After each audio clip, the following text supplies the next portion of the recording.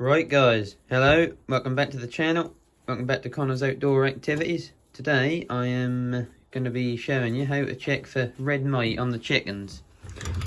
This is a question what I get asked a lot. So what you do, first thing you want to do is you want to take out where they perk at night, which is here. Look. Here's the perk, so you literally want to grab it, but I think he's going to try and pick me, so he better go up there. What you want to do is pick up the perk, right? And shut the door, otherwise they'll be out. And then what you want to do is just look round it.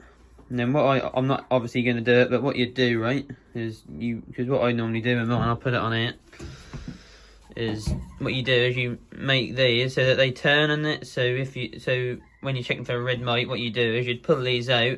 And what I normally do, I sort of if there's some mite there, what I normally do is I sort of get one of them like paint stripper hot things, and then just put it over the top of where the mite are, and that kills them, you see.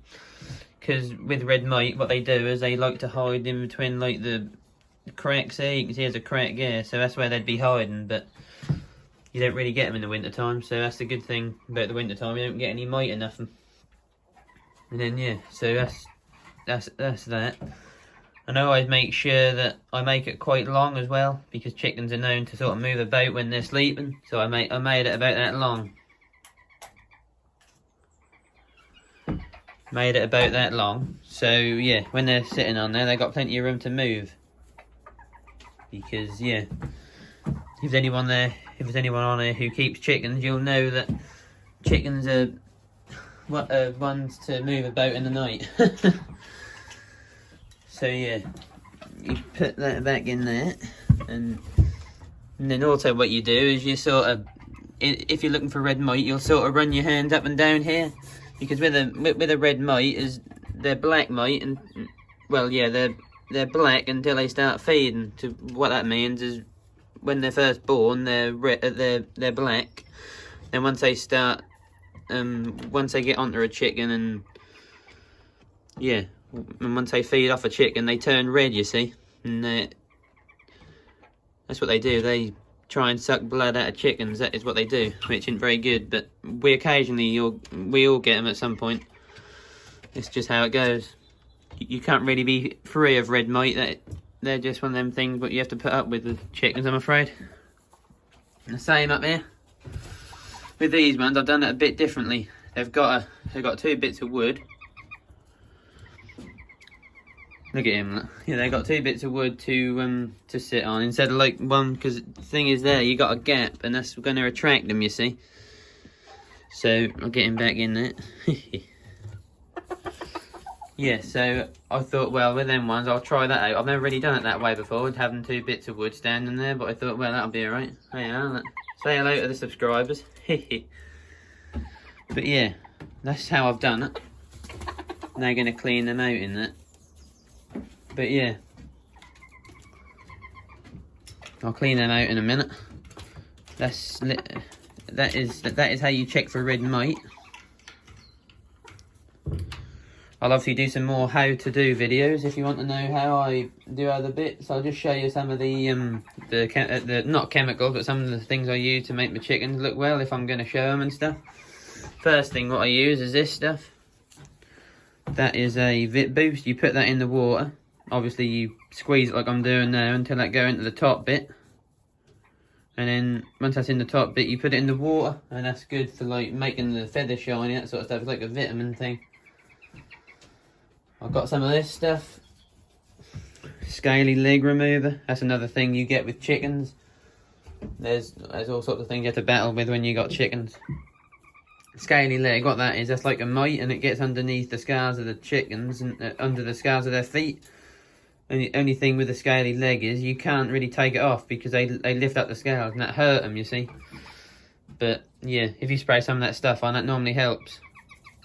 Or what I've heard as well, here's another tip for you all.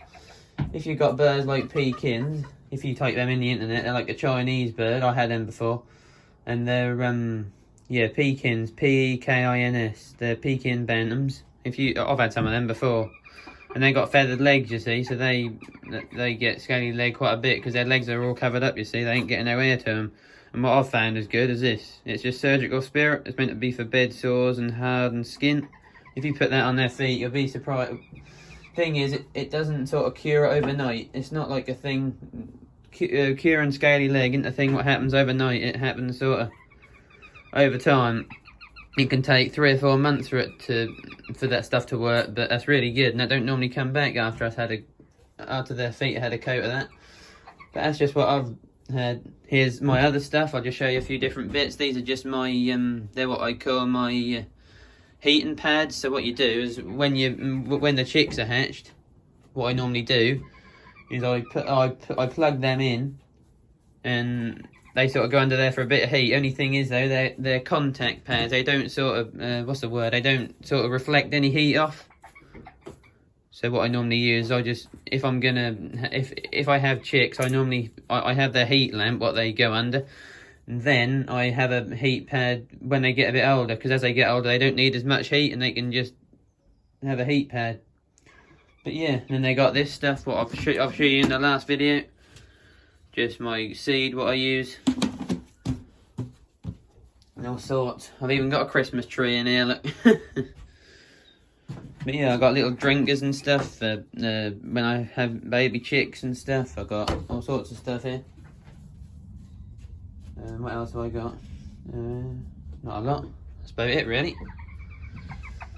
I've got lights set up in here. So obviously what I do is, if that's winter time, and thing is, the reason you have a light is because if you want chickens to lay in the winter, what chickens have to, with chickens, if you want them to lay in the winter, they have to have 12 hours of daylight and 12 hours of darkness. That's how a chicken works. If they haven't got that much daylight, they won't lay. So if I wanted them to lay in the winter time, all I'd have to do is set it on a timer so they get 12 hours of daylight. Well, more than that, about 13 or 14 hours of daylight, and then about 10, 11 hours of darkness. So they'd lay then. But yeah, I don't think it's going to be long till some of these start laying. As you can see, they're really going for their food. That's normally a good sign that they're going to start to lay. Obviously the cockerel ain't going to lay, but but the chick should. I mean the chicken should. But yeah, and what I use for bedding is I use this stuff behind here. That's called Bed Down Cozy Chicken. Yeah, that is literally what I use. That's good stuff. Well, I've found that to be the best stuff. You can get other brands and stuff, but I think this is the best. It's quite an expensive one, but I think that's about the best. Because the thing is, with some of the other stuff, with this stuff, they chop it up. That's chopped straw. Otherwise, you can just buy a bale of straw, barley or wheat straw, but I find that stuff to be a lot better and a lot easier to use. Yeah, and then I obviously got a few other different bits what I give them. Yeah, they aren't too bad. They're alright, aren't they? There's lots of people who like to see them, so I like to film them and that sort of thing. I get asked a lot of questions about them, so I just thought I'd do that little how-to video on how to look for red mite. So yeah, literally what you do is you look on the perks, look for any gaps. You can see there's a little tiny gap in that bit of wood there, if that'll focus. There's a little gap in between there. And what you do is you'd get your sort of paint stripper thing and sort of run it down there. Obviously take it out first, and then you'd to get rid of the mite there. Because trust me, this might sound a bit rude, but honestly, if you've ever had chickens, you've had red mite. If you haven't seen them, they're definitely there, because yeah, we all get them. Know what you're saying? Hello. But yeah, we all get red mite at some point. It's not a bad thing to admit to. We all get them. You can't help it. They're there in the summertime, and I always say, if you've got chickens, you're gonna have some red mite. Well, not all the time. I ain't had any for years and years, because I obviously keep on top of it. But now and then you'll see a few.